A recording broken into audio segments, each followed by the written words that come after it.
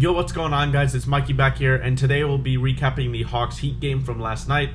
The Hawks take their fourth loss in a row, unfortunately, 124 to 118, and it was the opposite of the last game, the first half of the home and home against the Heat for the Hawks in this game. Sorry, the Heat were up 17 points in this game in the first half, and the Hawks bench, led by Delon, Wright, Kevin Herro, and Danilo Gallinari, came back in this game and propelled the Hawks to be in this game for the most part, but they threw it away towards the end. In the first game, the Heat were down 9-0 or 10-0 to the Hawks, but then didn't look back after that. So opposite starts for each team, but same result. The Heat win both games, so the Hawks definitely got to clean some stuff up. On the defensive end, we started off terribly, and we didn't really adjust. 124 points is a lot. They scored 40 points in the first, 24 in the second, so decent defense there. 30 points in the third and 30 points in the first. So 3 out of the 4 quarters, the Hawks allowed more than 30 points. Can't be doing that. But the Hawks themselves had great offense. 30 points in the first, 40 points in the second, but in the second half they sputtered in the fourth quarter, scoring 19 points and 29 points in the third. The Hawks didn't score over the final 3 and a couple change minutes, and that can't happen. You know, when you got Trae Young at the helm leading your team in the fourth quarter, you should be able to find ways to score at the end. But Trae has not been good in late game situations in the regular season this season, and he's got to fix that. He had a costly turnover last night, and he also shot a 30-foot three-pointer that was early in the shot clock that everybody was questioning about the shot selection there. So hopefully Trae can get it together in late game situations, and we can be singing his praise like we did in the playoffs in late game situations. For the Hawks, man, Delon, Wright, Kevin Herro, and Gallo had great impacts off the bench. Herro didn't shoot that well, wasn't that efficient, but his first half boost was great. Delon Wright's defense tonight, he had a couple of awesome steals. He had one steal off an inbound pass and another steal that he just lurked in the passing lane and just lunged out and got a steal. So that was awesome to see. Onyeka, Okongwu really played well. His defensive impact in the second half was insane. And Deandre Hunter, man. Deandre Hunter, a great game, and his defense is insane. He was on Jimmy Butler, and this was in the third or fourth quarter, and Jimmy Butler was posting him up. He put on a series of post moves. Dre didn't give in. He battled, he clamped him, and Jimmy was forced to shoot a fadeaway late in shot clock, and Deandre Hunter blocked it. I mean, that was awesome to see, that intense moment of playing defense that late in the game. So great to see that. But unfortunately, Bogey Bogdanovic really struggled. He didn't make any of his open shots, it felt like. And when you shoot, one of your best shooters is going, 1 for 6 from 3. That's not good. They were mostly all wide open threes, but that's not mostly going to happen for Bogey. He's mostly going to knock those down. For the Heat overall picture, everybody from the Heat seems like they contribute something. Tyler Herro was great again. Delon Wright didn't guard Tyler Herro for one possession, which was an interesting decision from the coaching staff. They still think TLC is some lockdown defender, so TLC was getting cooked by Tyler Herro. That's what's going to happen. Omer Yurtseven had a great impact for them as well. Max Strus started off really hot, hitting 4 threes in the first quarter, but didn't do too much after that. And other than that, the Heat played a solid game. So the Hawks really now have to bear down and get together as a collective group and try and get a win tonight against the Knicks and try to turn the season around as quickly as possible. Because we know somebody's probably getting traded at the deadline, whether it's a big name or not, and John Collins is available to be traded starting today. I hope he doesn't get traded. I love John, but if we need to switch up, it might happen. Travis has said nobody is safe except for Trae and Clint and probably Deandre Hunter, as he bought a house just a few days ago, or yesterday, I believe, in Decatur, Georgia. But on to the box score. For the Hawks, John Collins had 16 points, 1 assist, 5 rebounds. And he didn't find his rhythm in the first half, but in the second half, he found his shot, making 2 threes in a row, as well as having some clutch rebounds. So, shout out to John for ignoring a bad first half. But he only played 30 minutes because he was in foul trouble. He ended up fouling out of the game. The Hawks starters overall, though, didn't play well, except for Deandre Hunter. Deandre Hunter, 30 minutes, 20 points, 3 blocks, 2 steals, 3 of 4 from 3, 7 to 10 from the field. So an ultra efficient night from Deandre Hunter, and like I mentioned before, that block on that block on Jimmy Butler, and a couple of his other blocks were insane. At one point, he actually blocked in a dunk from Omer Yurtseven from behind, so that was pretty funny. But that happened in the first quarter. The Hawks started Gorgie Zhang to try and counteract Omer Yurtseven's length. Gorgie didn't play that well. 1 for 2 from the field for 2 points, 1 steal, 1 block, and 4 rebounds. Trae Young in 35 minutes, 7 of 13 from the field, 3 of 7 from 3, for 24 points, 9 assists, and 3 rebounds. Trae didn't shoot that much. 13 shots for Trae is pretty low.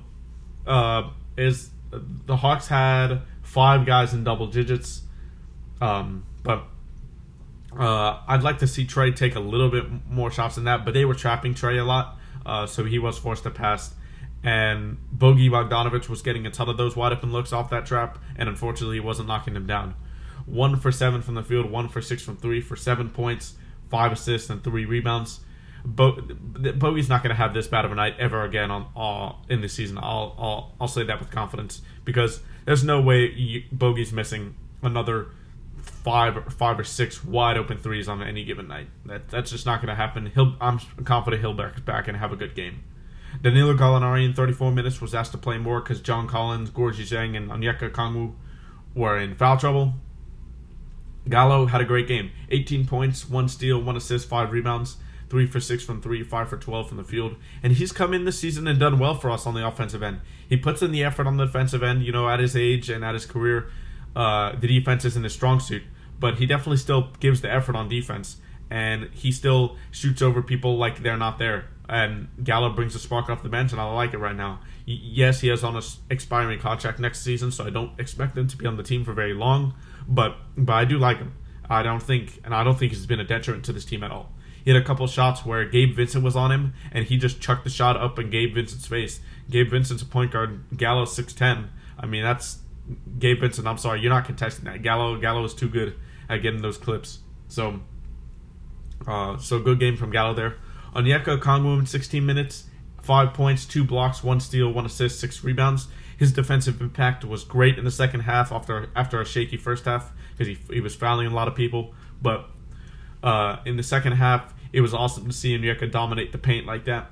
And I wish he played more down the stretch. There was foul trouble, but at that point, I'd like him to play down the stretch. If he fouls out, so what? You got Gorgie Zhang, you've got John Collins, Danilo Gallinari. You got other options. So I'd like to see him play down the stretch. Delon Wright in 13 minutes, great game. 8 points, 3 steals, 4 assists, 1 rebound, 2 of 3 from the field, 1 of 2 from 3 for 8. And he continues to have the best plus minus on the team most nights outside of Trae Young. The Hawks bench tonight was all in the plus except for Kevin Herro, and the bench was all in the minus except for Gorgie Zhang, who only played 15 minutes. So that shows how well the bench played tonight and how well they kept us in this game and got us back into this game after that first quarter disaster. But Delon Wright had a couple of great steals, and he never guarded Tyler Herro, which really bugs me because TLC in 17 minutes didn't do much, only 3 points, and also allowed Tyler Herro to cook him in the process. So that can't happen from the coaching staff. 27 minutes for Kevin Herro for 15 points, 2 assists, and 4 rebounds. He didn't shoot that well, 6 of 14 from the field, 2 of 6 from 3. And he had a couple of costly decisions toward at the end of the game. He had a timeout in his back pocket, must have not realized it, and turned the ball over off an inbounds play that wasn't ran very well, or there was no play from Nate McMillan. So we don't know which one it was, but whatever it was, Kevin Herro threw a bad pass, and it turned the ball over on the inbounds pass. So Kevin Herro need to realize he's got a timeout in his back pocket there next time. On to the Heat. PJ Tucker in 33 minutes, 17 points, 1 steal, 2 assists, 4 rebounds, 5 of 8 from the field, 3 of 5 from 3. He was getting wide open for a lot of those signature PJ Tucker corner threes. That can't happen when you know he's going to be doing that a lot in the game. Jimmy Butler in 33 minutes, 23 points, 1 block, 2 steals, 10 assists, 3 rebounds, 9 of 9 from the free throw line, 7 of 13 from the field. So great game there from Jimmy Butler. He had a great play at the end of the game where he drove into the lane. He iced the game to make it a 2-possession. He drove into the lane, took the ball from his right hand into his left hand and extended his left hand out for a tough finish. So credit to Jimmy Butler there for making a tough play at the end of the game. Omer Yurtseven in 28 minutes had a great impact. 7 for 9 from the field, 7 points, 4 assists, 11 rebounds. It was very efficient. And we tried to match Yurtseven by starting Gorgie, but Gorgie didn't have a great game, and Yurtseven definitely outplayed him. Kyle Lowry in 36 minutes, 13 points, 2 blocks, 1 assist, 8 points, 4 rebounds, 4 for 9 from the field, 3 of 6 from 3. So a typical Kyle Lowry game here. Not going to score that much, but he's going to impact the game in a lot of ways across the box score. Max Strus was hot in the first quarter, scoring 4 threes, but that's all he did for the rest of the game pretty much. In only 20 minutes, 6 for 9 from the field, 4 of 7 from 3 for 16 points, 1 block, 1 assist, 1 rebound. Caleb Martin in 21 minutes, 2 points, 1 block, 2 steals, 2 rebounds, 1 for 4 from the field. And Dwayne Dedmon in 14 minutes didn't do much. 12 points, 8 rebounds. Actually, my bad. I was reading the box score below that. Dwayne Dedmon in 14 minutes definitely had an impact. 12 points, 8 rebounds in 14 minutes is good.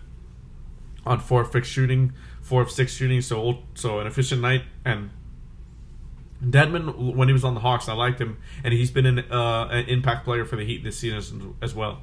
Gabe Vincent in 6 minutes didn't do anything, but Tyler Herro, man, 32 minutes off the bench, 7 for 16 from the field, 4 for 8 from 3 for 24 points, 3 assists, and 2 rebounds. And like I keep saying, Delon Wright didn't guard Tyler Herro on one possession. TLC was guarding him and was getting cooked. So the Hawks coaching staff has to realize that Delon Wright is our best on-ball defender on the perimeter off our bench. And if he's not on the best opposing player when he's in at that time, except for Deandre Hunter, that is a mistake. And the Hawks coaching staff needs to realize that sooner than later. And Duncan Robinson in 18 minutes did not do much, didn't score. But that'll do it for this video. The turnover stats were equal, 15 each. The Hawks shot 48% from the field, 42% from 3. The Heat shot 53% from the field, 46% from 3. So both teams' offenses were pretty good for the majority of the game, except for the Hawks in the fourth quarter didn't score for the last 3 minutes and 30 seconds around there. So Trae Young and the Hawks have to do a better job of orchestrating an offense down the stretch. But I'll be back for a recap after tonight's game against the Knicks. Should be fun and exciting game. Whenever the Knicks and Hawks get together, it's always intense. So I'll be back for the recap tomorrow after that game, and I hope you guys enjoyed this video, and I'll catch you in the next one. Thanks.